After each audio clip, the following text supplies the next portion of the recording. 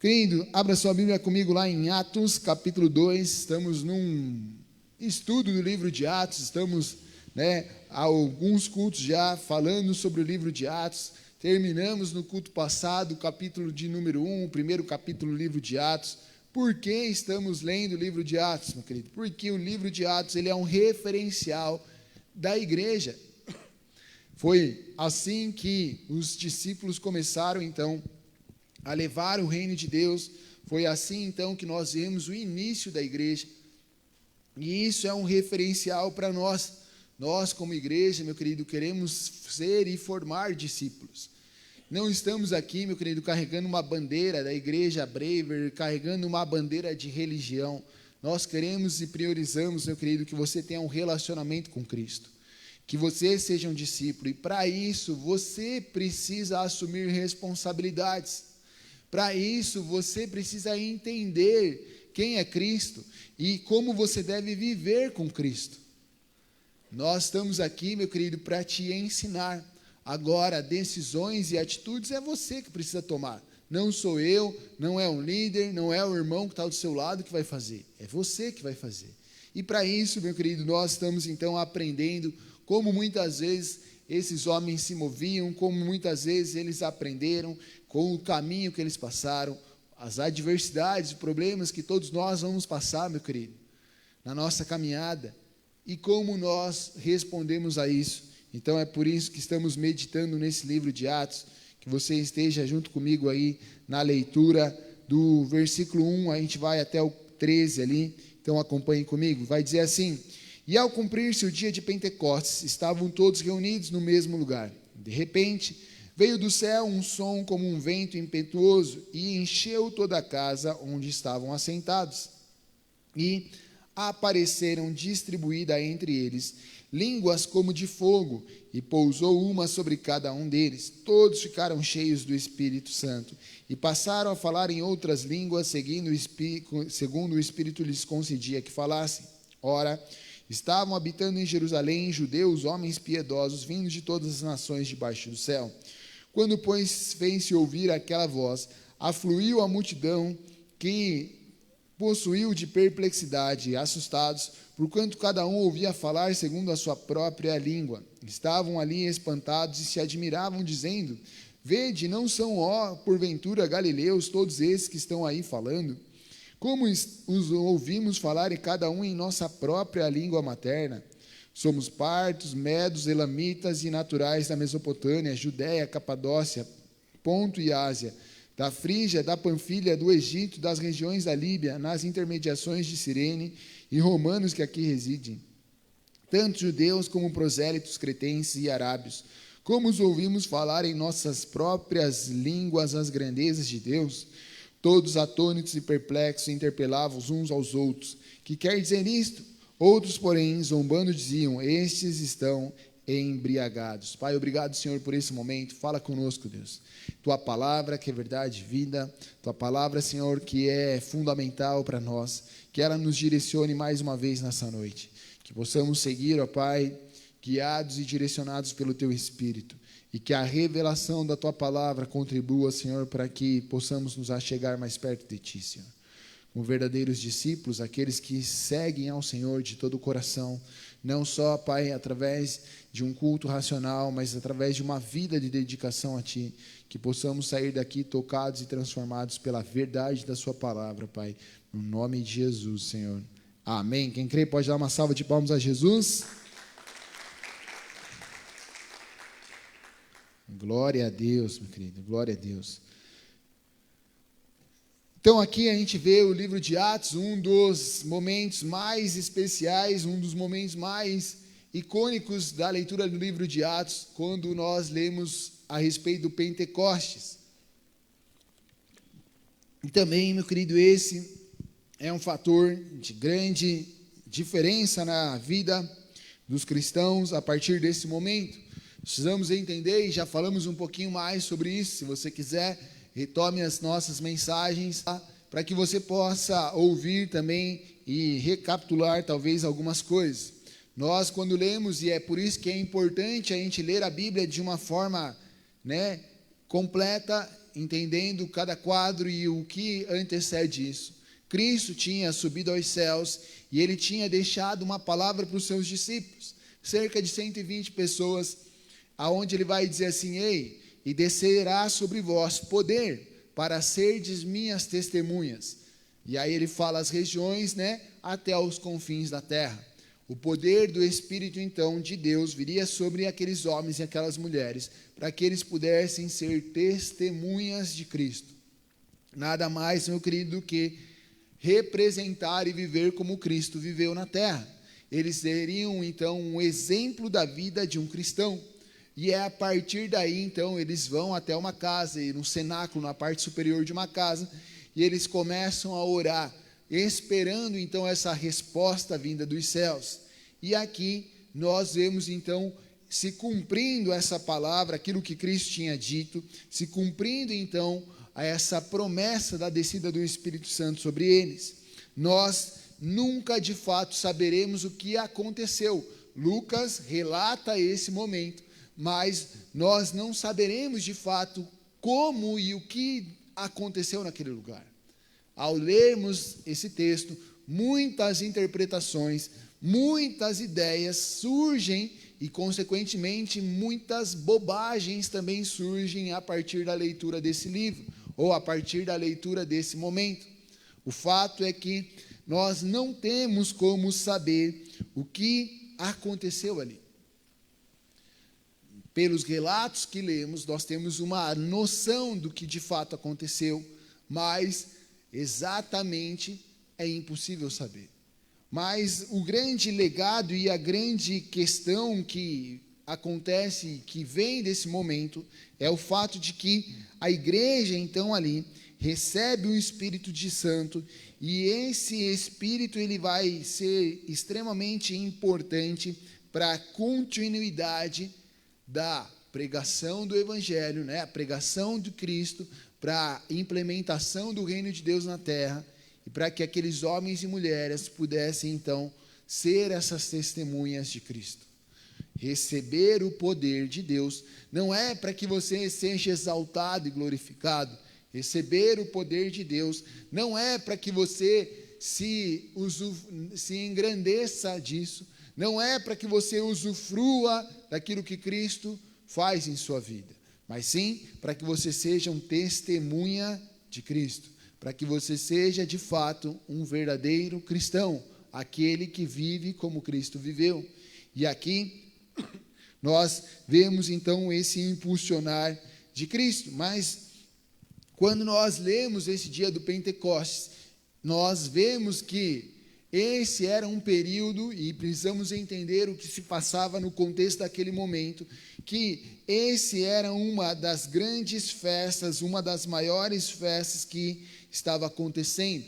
Todo judeu, todo aquele então, meu querido, que seguia o judaísmo, aqueles que acreditavam na lei de Moisés, aqueles que seguiam por esse caminho, todos eles, meu querido, eles eram convocados a 3 grandes festas: a festa da Páscoa, a festa do Pentecostes e as festas dos tabernáculos.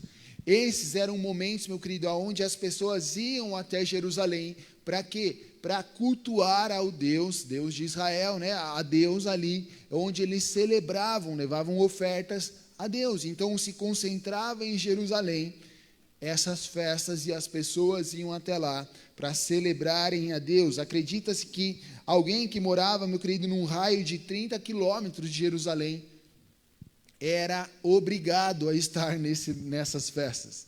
De uma certa forma, essa pessoa era obrigada a estar nessas festas. Tamanha era a religiosidade, tamanha era, meu querido, a tradição que eles viviam.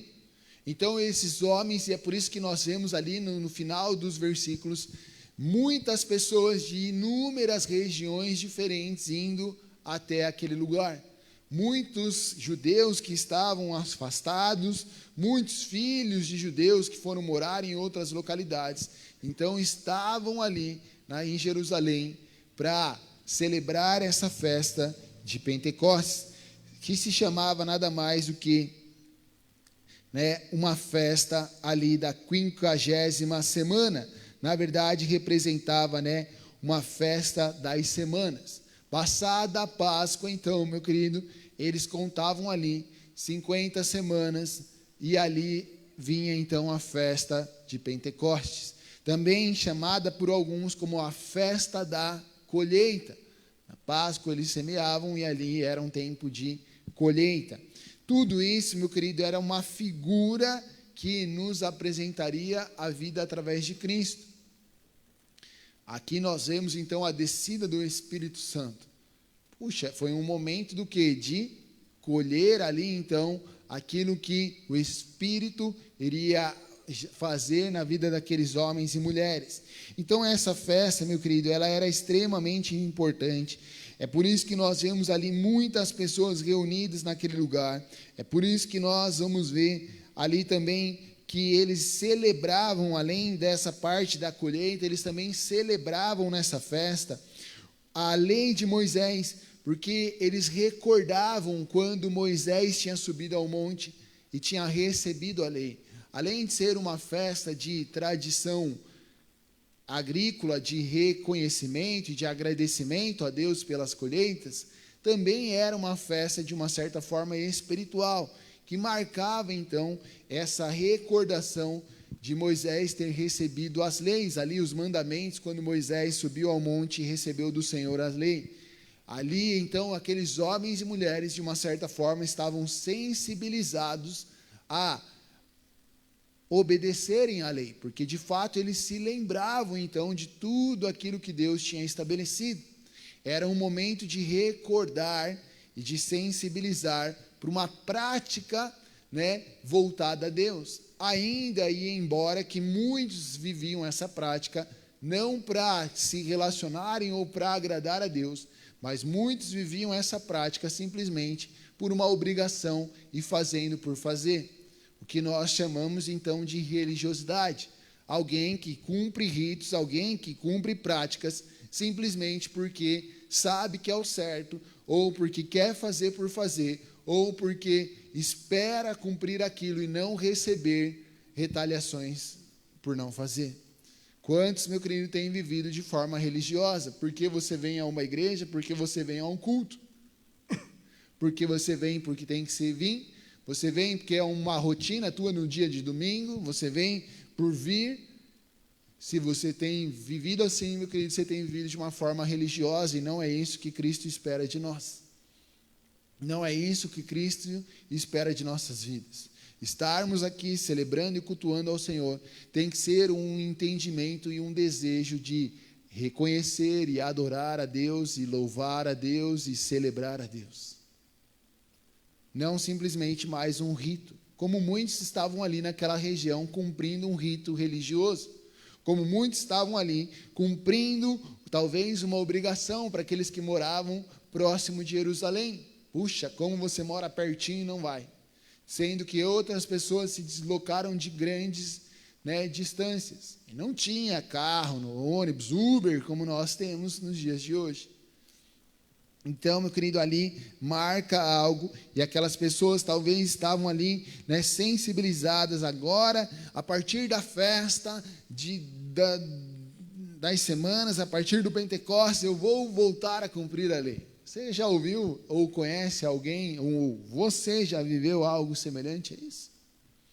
Quais são os períodos em nossa era, em nosso momento, meu querido, que mais as pessoas estão sensíveis a ouvir a Deus?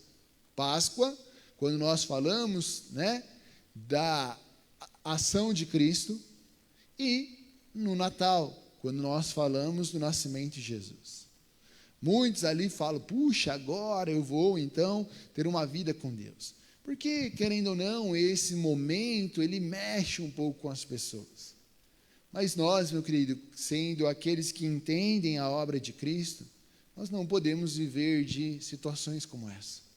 Nós não podemos viver de sensações ou de momentos como esse.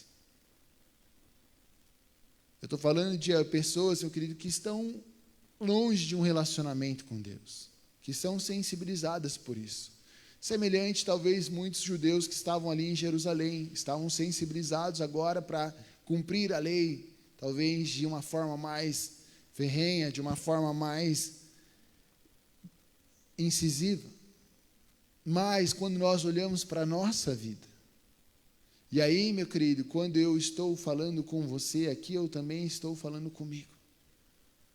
Quantas vezes eu e você estamos sensibilizados com Deus, ou estamos dispostos a viver com Deus, pela sensibilidade do que passamos? O que direciona e conduz a nossa vida não é o desejo de viver com Deus, de exaltar a Deus, de glorificar a Deus, mas muitas vezes o que nos move a essa vida com Deus são circunstâncias que passamos. Posso ou não? Ih, 2 pessoas, depois você manda um zap lá e eu te falo. Posso sim ou não, meu querido? Quando nós passamos por um momento adverso, uma enfermidade, uma dor, um trauma, uma situação complicada, puxa, vamos buscar a Deus, vamos então ler a palavra, vamos orar, vamos adorar a Deus, estamos sensibilizados a ter uma vida, um relacionamento com Deus, porque uma situação adversa, uma enfermidade, uma dor, um problema, bateu em nossa porta. Mas quando tudo está bem, então nós nos esquecemos de Deus. Então já não precisamos mais nos relacionar com Deus. Essa é uma forma, meu querido, de reprodução daquilo que esses homens talvez estavam vivendo. Quando nós esperamos algo acontecer, para que a nossa vida com Deus seja pautada naquilo que está acontecendo à nossa volta.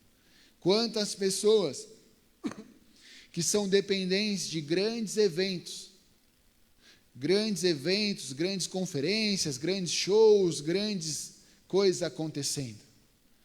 O dia que eu ouvi o fulano pregar, o dia que a banda vier tocar, o dia que eu for no evento tal, no encontro com Deus, no acampamento, e eu não estou falando que isso não é certo, meu querido. Todas essas coisas são boas, desde que isso não fundamente a nossa caminhada cristã. Quem está me entendendo aqui pode dar uma glória a Deus.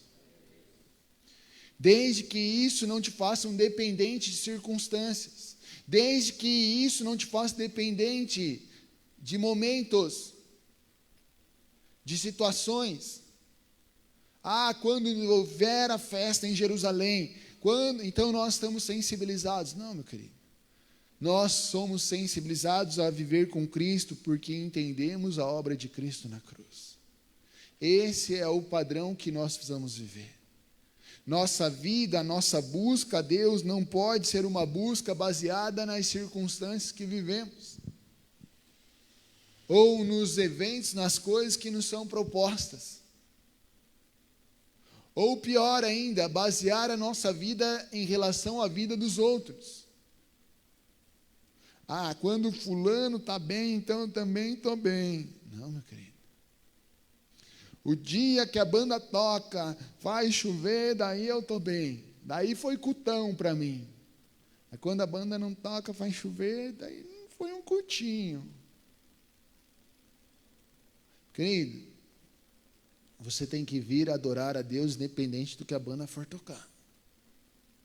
Você tem que vir adorar a Deus independente do que o pregador for pregar. De quem for o pregador e do que ele for pregar. Porque quando você está tão desejoso em viver e buscar a Deus, meu querido, as coisas que movem a sua vida não são as exteriores, mas sim o seu coração com Ele. Quem está me entendendo aqui pode dar uma glória a Deus. Quantas pessoas dependentes, semelhante talvez ao que esses homens judeus estavam passando, dependentes de um método religioso, dependentes de um modelo, dependentes de uma festa, dependentes de algo acontecendo. A minha e a sua vida cristã não é baseada, meu querido, pelaquilo que nós ouvimos e sentimos num culto de domingo. A nossa vida cristã é baseada no nosso momento de leitura da palavra, de oração e adoração ao Senhor em nosso secreto, no nosso dia a dia com Deus, no nosso buscar, no nosso se entregar a Deus dia após dia. Esse é o modelo, esse é o padrão daquilo que Deus espera de nós. Então, aqueles homens estavam ali reunidos para, celebrar aquele momento tão especial. E quando eles estão ali, talvez caminhando, quando eles estão ali num intervalo de algo, eles começam a ouvir um som. Eles começam a ouvir um som vindo de um lugar, de uma casa. Muitos acreditam que eles estavam no cenáculo ali, no andar superior de uma casa. 120 pessoas reunidas e adorando ao Senhor, entoando cânticos ao Senhor. O texto vai dizer que eles estavam ali, adorando ao Senhor.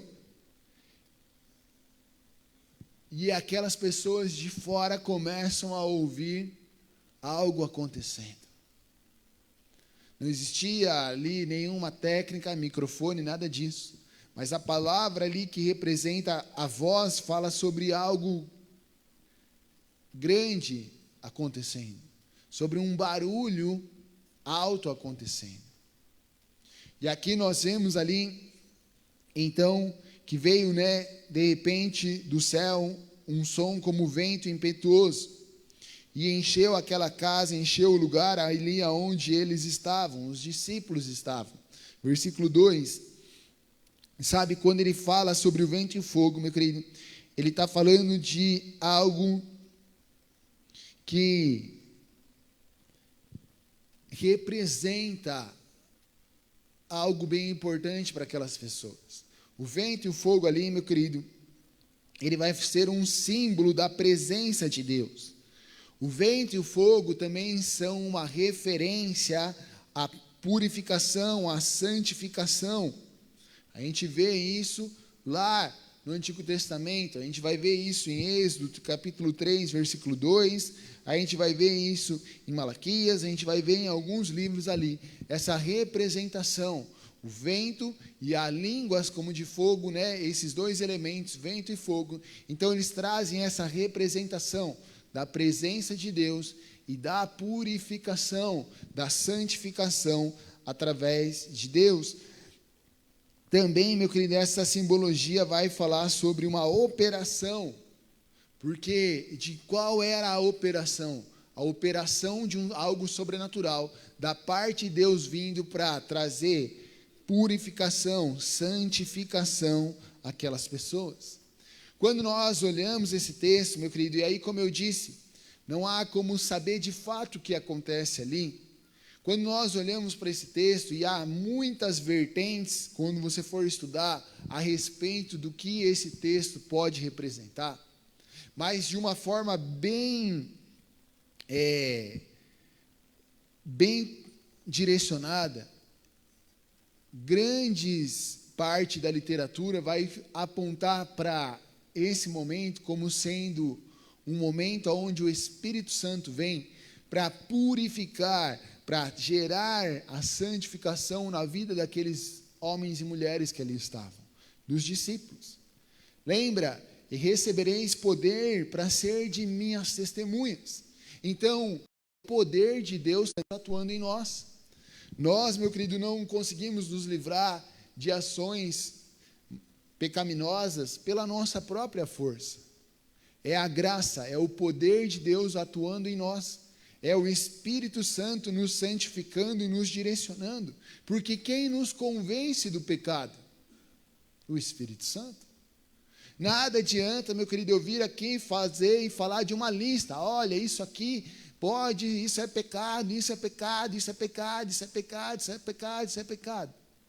Querido, você em sua consciência sabe o que é certo e errado. Mas não é o nosso papel apontar o dedo para as pessoas e dizer, você está cometendo pecado. A menos que o Espírito Santo nos diga para fazer isso. O nosso papel, meu querido, é pregar a mensagem, levar o amor de Cristo às pessoas. E o Espírito de Deus nos convence daquilo que é errado. Por isso que é uma transformação de dentro para fora. Por isso que é uma transformação e uma mudança de mentalidade. aonde o Espírito de Deus vai agindo em nós, aonde o Espírito de Deus vai nos transformando, nos mostrando quão pecadores nós somos, quão falho nós somos, e o quanto nós precisamos da graça de Deus em nossas vidas. Quem está me entendendo aqui pode dar uma glória a Deus. Então, o poder e a grande ação que aconteceu ali, não foi talvez as pessoas, isso sim foi algo sobrenatural, as pessoas ouvirem em suas línguas natais aquilo que os discípulos estavam falando, mas sim a vinda do Espírito Santo para transformar e purificar aquelas vidas. Quando nós falamos que recebemos o Espírito Santo, e todos nós recebemos o Espírito Santo quando confessamos Cristo como nosso Senhor, amém? Amém ou não, meu querido? Você que reconhece Cristo como seu Senhor e Salvador, você que crê na obra de Cristo, você já recebeu o Espírito de Deus, porque foi o próprio Espírito que testificou com o seu Espírito que você é filho de Deus. Então o Espírito Santo já habita em você. Todos nós, meu querido, recebemos esse Espírito para quê? Para que Ele nos transforme, para que esse Espírito Santo, esse Espírito de Deus age em nossas vidas, para nos levar a arrependimento, nos levar à transformação, nos levar à mudança de vida.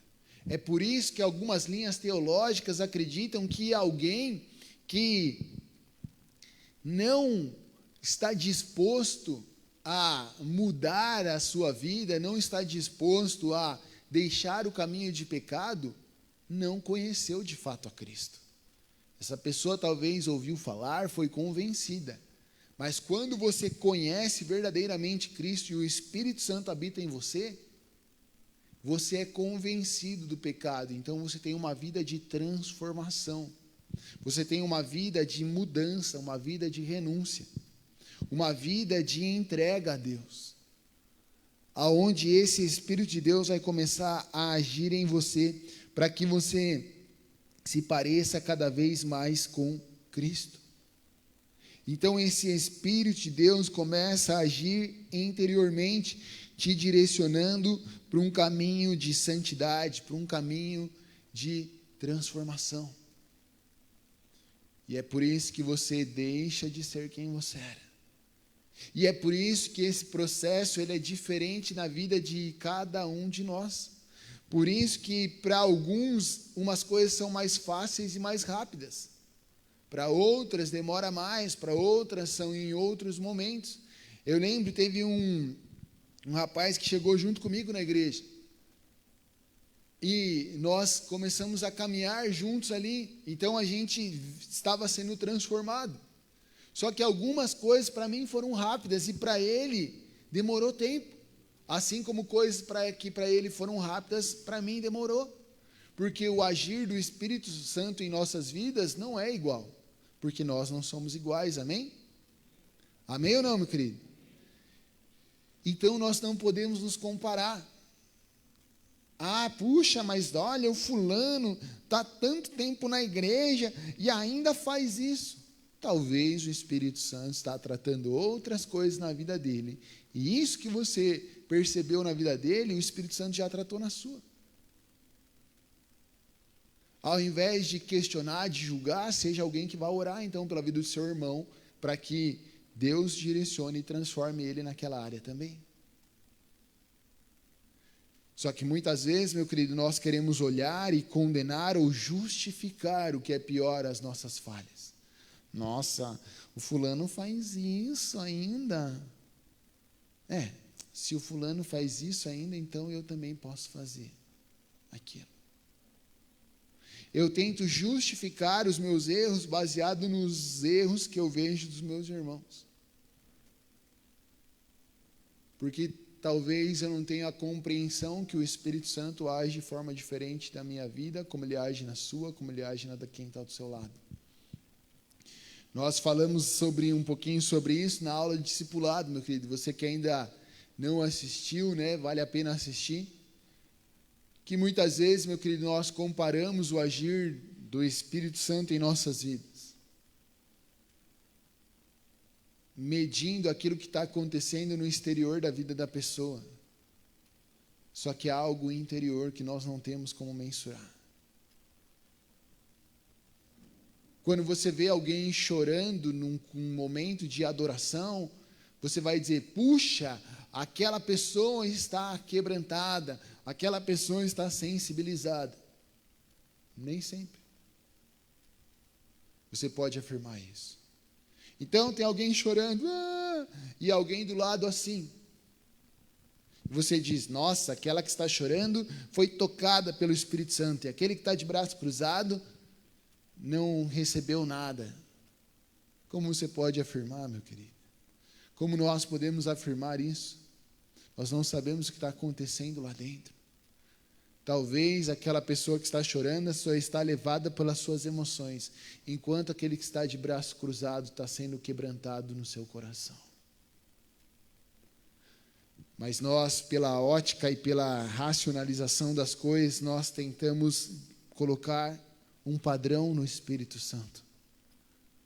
E não há como isso acontecer.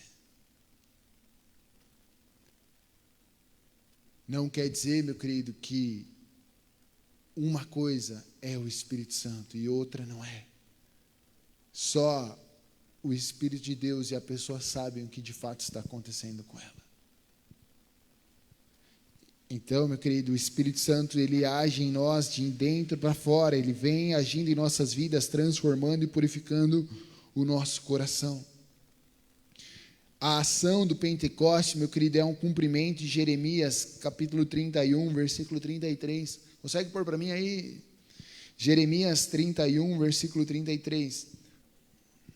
Querido, nós, ao vermos a ação de Pentecostes, nós vamos entender que Deus estava já revelando e cumprindo algo. Mas esta é a aliança que farei com a casa de Israel. Depois daqueles dias, diz o Senhor: porei a minha lei no seu interior e as escreverei no seu coração, e eu serei o seu Deus e eles serão o meu povo. Pode deixar aí, Alan, fazendo favor. É isso. É o cumprimento de Jeremias que está acontecendo. Aonde o Espírito Santo vem sobre nossas vidas e coloca em nosso interior. A lei aqui já não é mais a lei de Moisés, mas sim o padrão moral de Deus, mas sim ali o cumprimento do caráter de Deus em nossas vidas. Isso é colocado em nosso interior, isso é cravado em nosso coração, lugar dos nossos desejos, das nossas vontades. Então eu serei o seu Deus e eles serão o meu povo. É a partir desse momento de Pentecostes que essa palavra, então, começa de fato a acontecer. Porque lembra, alguém que tem o Espírito de Deus em sua vida, passa a viver conforme o modelo que Deus tem, passa a viver conforme o caráter, a lei moral de Deus, passa então a ter o seu coração voltado a Deus, passa a ser dependente de Deus e, consequentemente, ser dele. Esse é um cumprimento de Pentecostes, aonde ele vem estabelecer essa palavra de Jeremias. E aqui, meu querido, nós vemos então um momento de grande importância, porque a partir dali, então, nós vemos esses homens tendo uma conduta e sendo guiados e direcionados a viver como verdadeiros testemunhas de Cristo. Já nessa primeira mensagem aqui, vidas são tocadas, vidas são alcançadas.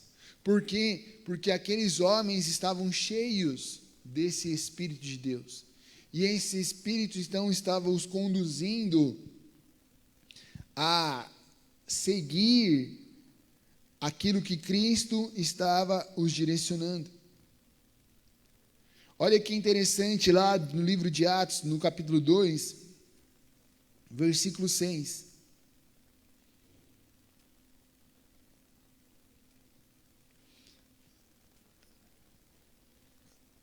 Atos 2, 6. Ali, meu querido, nós vamos ver que as pessoas que estavam em volta começaram a ouvir o que estava acontecendo.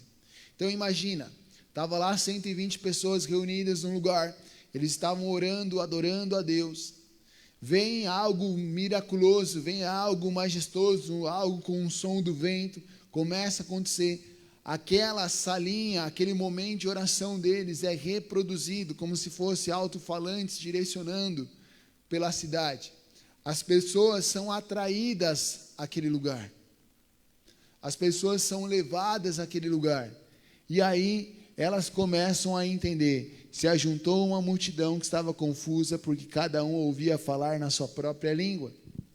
Pode ir para frente comigo aqui, Alan.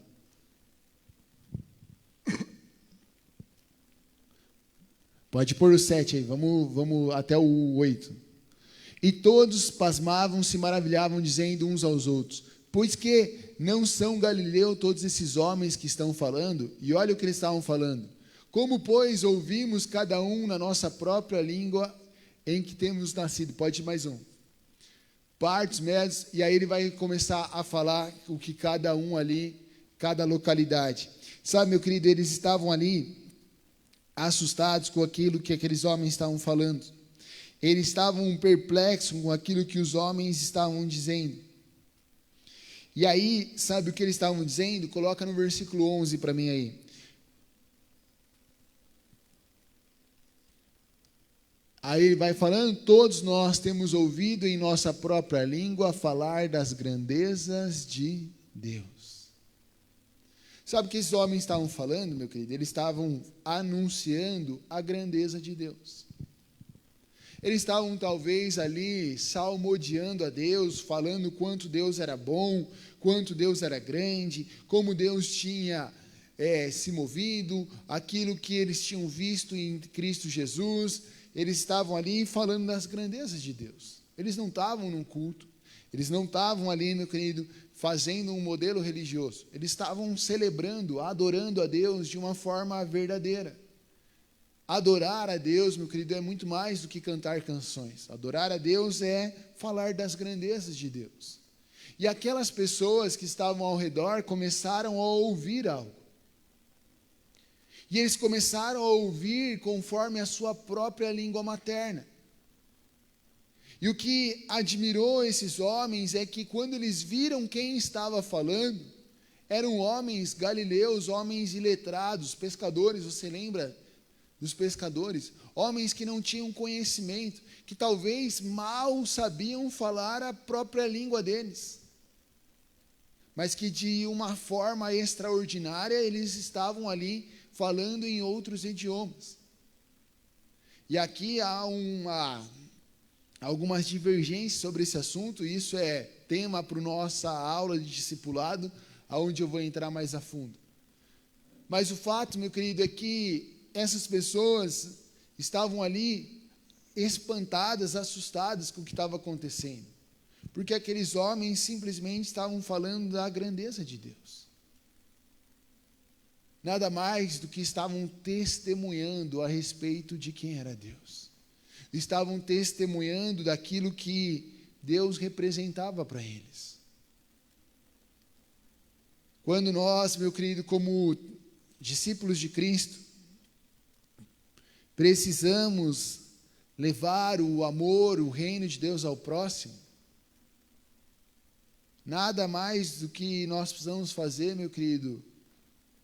Não há como você levar o reino de Deus, falar de Deus, se não for falando das grandezas de Deus. Se não for anunciando as grandezas de Deus. Muitas vezes nós queremos falar e falar e falar, e apontar o dedo e julgar e condenar os outros. Mas o que nós precisamos realmente, meu querido, levar ao próximo é as grandezas de Deus. Falar e mostrar aquilo que representa a grandeza de Deus em nossas vidas. Como Deus tem sido bom, como Deus tem agido em nossas vidas. Como Ele é poderoso, como Ele é majestoso, como Ele é glorioso.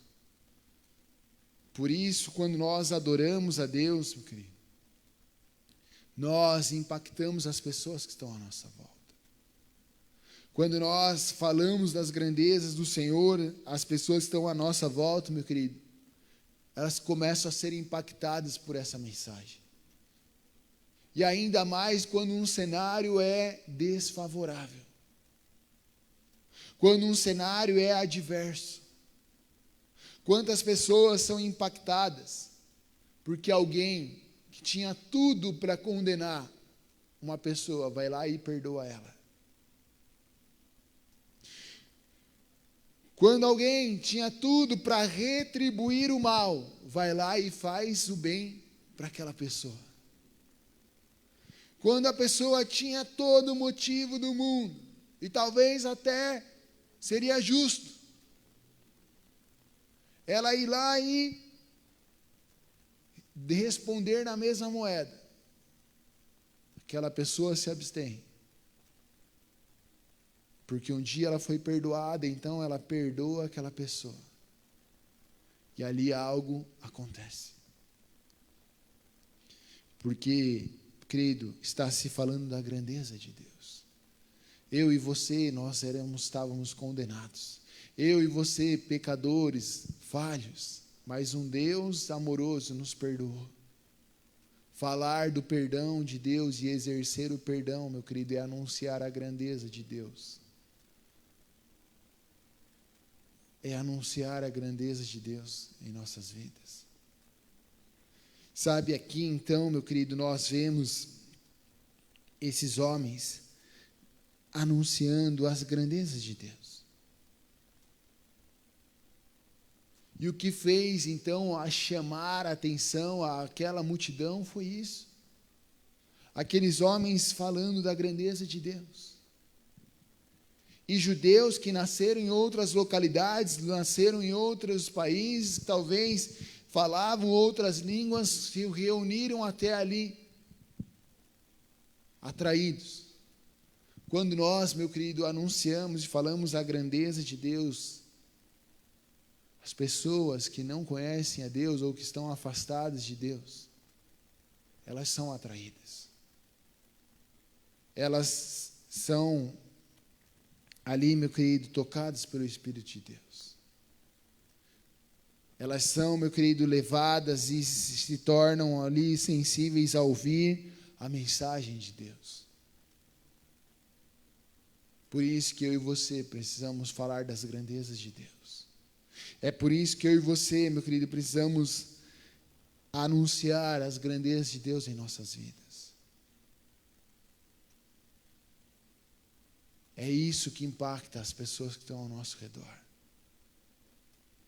Sabe, uma das coisas mais tristes, uma das coisas mais chatas, vou usar esse termo, é quando você ouve alguém falar assim: puxa, o fulano é cristão, vai na igreja, mas é um murmurador, é um reclamador, está sempre de mau humor, está sempre reclamando, está sempre de mal com a vida, está sempre com uma cara feia, está sempre emburrado, está sempre chateado, está sempre desse jeito. Como eu e você vamos anunciar as grandezas de Deus dessa forma? Pastor, mas quem sabe essa pessoa não tem motivo para se alegrar.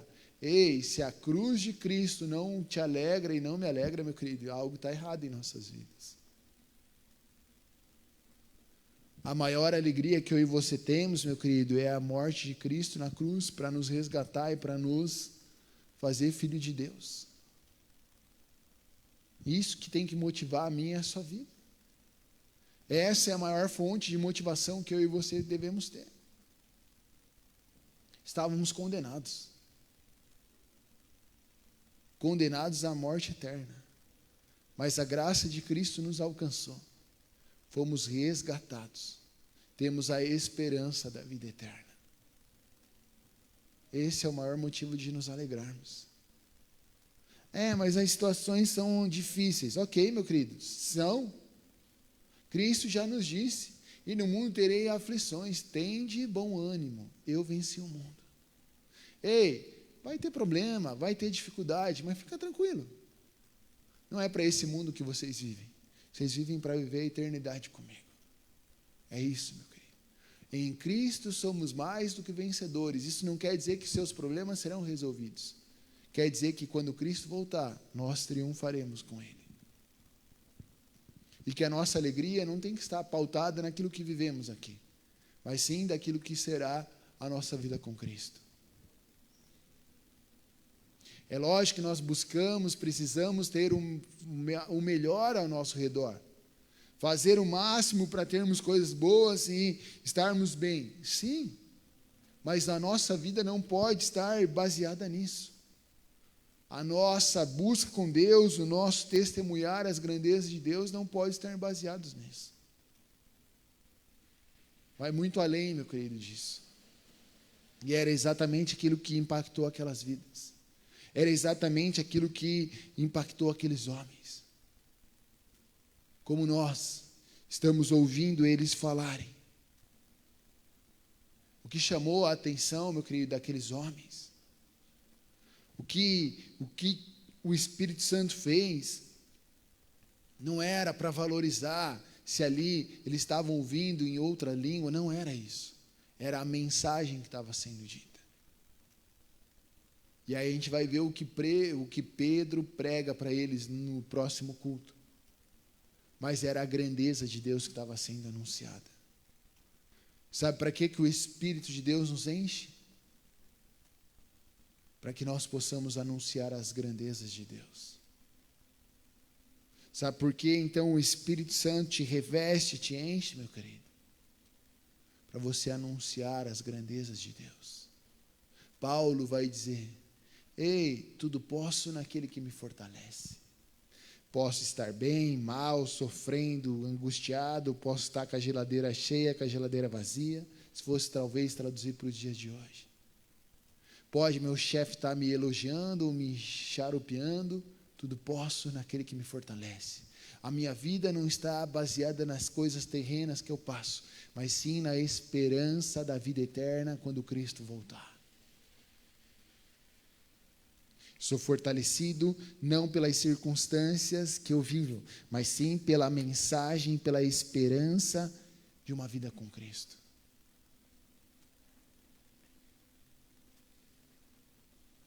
E é anunciar as grandezas de Deus. Quando nós vivemos assim, meu querido, então nós nos posicionamos para anunciar as grandezas de Deus. Você consegue reconhecer e ser grato a Deus em pequenas coisas, em detalhes, em coisas que talvez muitos estariam reclamando. Nós tivemos, nossa filha, teve que fazer uma cirurgia de apendicite. Nós fomos para o hospital, aquela correria e tudo mais. Nós dividimos um quarto, já falei um pouquinho sobre isso, nós dividimos um quarto. Uma enfermaria, tinha lá uma mãe e uma filha. Essa mãe estava ali com a filha dela tinha algumas situações. Era uma menina de 17 anos que não andava, que não falava. E quando eu fiquei ali a tarde inteira, meu querido, naquele lugar, e aquela mãe amando, cuidando da filha dela, eu comecei a agradecer a Deus por coisas tão pequenas, por coisas tão simples. Minha filha, angustiada, que queria ir embora, que não aguentava mais ficar deitada na cama, porque não sabia mais o que fazer. Desesperada, vamos embora. Sabe, meu querido, eu comecei a agradecer a Deus, porque muitas vezes eu tive que mandar minha filha parar, mas por quê? Porque ela andava. Eu tive que mandar ela parar de gritar, mas ela, glória a Deus, ela falava. Coisas pequenas, que a gente tem a capacidade de anunciar as grandezas de Deus, mas muitas vezes a gente fecha. E aquela mãe, por sua vez, talvez poderia falar: olha, minha filha, mesmo assim ela estava anunciando as grandezas de Deus com o quadro da filha dela.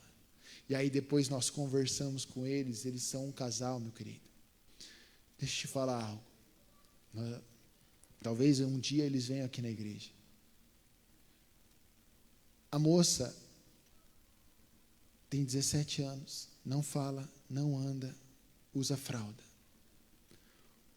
A mãe da moça e o marido estão envolvidos na igreja, servem em 5, sei lá quantos ministérios, vários ministérios. Começaram um trabalho na igreja lá e tudo mais, meu querido.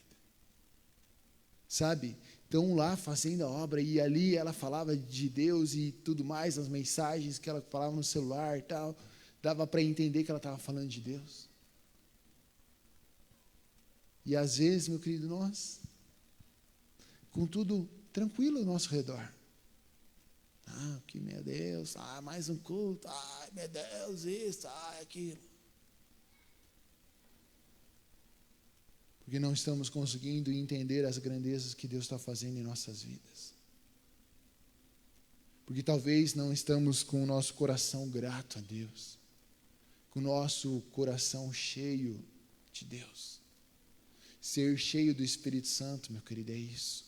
É estar sensível àquilo que Deus está fazendo na sua vida. Ser cheio do Espírito Santo, eu encerro com isso, meu querido, tem a ver com o seu coração ser transformado por Deus, para que de fato você seja um testemunha de Cristo. E os apóstolos e os discípulos cheios do Espírito Santo estavam sensíveis àquilo que Deus queria fazer, estavam sensíveis àquilo que Deus estava mostrando, estavam gratos a Deus e anunciavam as grandezas de Deus por onde quer que eles passavam. Ser cheio do Espírito Santo fala sobre você estar voltado a Deus, rendido a Deus, prostrado diante de Deus e tendo uma vida de busca a Ele. Aqueles homens, desde a ascensão de Jesus, acredita que eles estavam 40 dias que Jesus foi aos céus. Lembra? 50 dias, eles ficaram 10 dias naquele lugar, orando e buscando a Deus. Juntos, 120 pessoas num único propósito, buscando a Deus. Num único desejo, esperando uma resposta, a glória de Deus vindo sobre a vida deles. Eu e você mal lemos, mal oramos, mal buscamos a Deus, mal lemos a Bíblia, nosso dia, nossa correria, no dia cedo, na chuva e tudo mais, com cansaço. E queremos estar cheios do Espírito Santo. E queremos ser testemunhas. E queremos que as coisas aconteçam. Sabe, meu querido, todos, o texto vai dizer que todos, não foi Pedro, não foi só os 12, não foi só um, todos foram tomados ali pela glória de Deus e o Espírito Santo estava sobre ele. Quando aquelas pessoas de várias regiões viram e começaram a ouvir o que eles estavam falando, não está dizendo assim, ei, a hora que Pedro começou a falar, eu ouvi na minha língua natal. A hora que o discípulo tal, não, todos. A hora que todos estavam ali. Alguns trazem essa figura em relação a Babel, onde todos, e aí vem a confusão das línguas, aí eles fazem uma referência a esse texto também. Eu não vou entrar nesse detalhe. É uma outra forma de também entender esse texto. Mas sabe, meu querido, todos estavam ali, buscando a Deus. Não estavam esperando alguém. Não estavam esperando a figura de uma pessoa. Então Pedro, que se levantou para ser, então o discípulo, Pedro, então, que vai pregar ali mais para frente. Então, porque Pedro estava cheio do Espírito, então também estava cheio. Sabe qual é um dos problemas dos nossos dias? Eu encerro de vez com isso. Nós queremos sempre que alguém esteja mais do que nós, para que daí nós possamos buscar aquilo que aquela pessoa está buscando. Não, quando o pastor está assim, quando o pastor está assado, quando a banda, quando o louvor toca isso, não, meu querido, é você. A responsabilidade da sua vida é sua. A responsabilidade de ser um testemunha e de estar cheio do Espírito não é da agenda da igreja, não é do pastor da igreja, não é do líder da igreja, não é do louvor da igreja, não é da mídia da igreja, não é do boas-vindas, não é sua, a minha é minha. Da minha vida é minha responsabilidade, da sua é sua. Mas nós queremos terceirizar isso. Nós queremos que alguém faça, que alguém esteja, aí eu me empolgo, aí eu me emociono, aí... Não, meu querido. O maior referencial que eu e você temos é Cristo. Amém, meu querido? Amém ou não? É Cristo. Nossa, estou vendo o irmão meio desanimado. Então seja alguém animado para animar o seu irmão. Agora, porque ele está desanimado, então vou me desanimar também. Meu querido, sua vida então está sendo baseada em alguém. Mas a Bíblia diz para que nós sejamos imitadores. Vamos lá, quando Paulo diz, sede meus imitadores, o que ele diz? Como eu sou de Cristo. Paulo está dizendo assim, façam o que eu faço, porque eu estou fazendo o que Cristo faz. Façam aquilo que eu faço igual Cristo faz. É isso que Paulo está dizendo. Então nós precisamos estar baseados em Cristo. O nosso referencial precisa ser Cristo. O nosso modelo tem que ser Cristo. O nosso caminho tem que ser Cristo. Não alguém, não uma situação, não um momento, não isso, não aquilo. Todos estavam ali, meu querido, cheios, todos estavam buscando, todos estavam desejosos, todos estavam clamando por algo de Deus. E é por isso que aquela multidão, o texto diz que uma multidão foi impactada. Lógico, era algo sobrenatural que estava acontecendo, através da vida de cada um daqueles que ali estavam. Quando nós entendermos, meu querido, que todos nós precisamos estar cheios, que todos nós precisamos ter uma vida de busca a Deus, então as coisas começam a acontecer. Mas muitas vezes nós responsabilizamos 1, 2, 3, terceirizamos para alguém, para aquele, para o outro, para o fulano, para o beltrano. O Espírito de Deus está em você, está em mim. Então nós precisamos buscar. Se Ele habita em você, Ele testifica com seu Espírito. Ele clama, Abba, Pai, em você. Para você buscar a Deus, para você estar temente a Deus. Independente de quem esteja do seu lado, independente como o seu irmão está, mas aquilo queima em você. O texto diz que foi repartido entre todos que ali estavam. Feche seus olhos, meu querido, curve sua cabeça.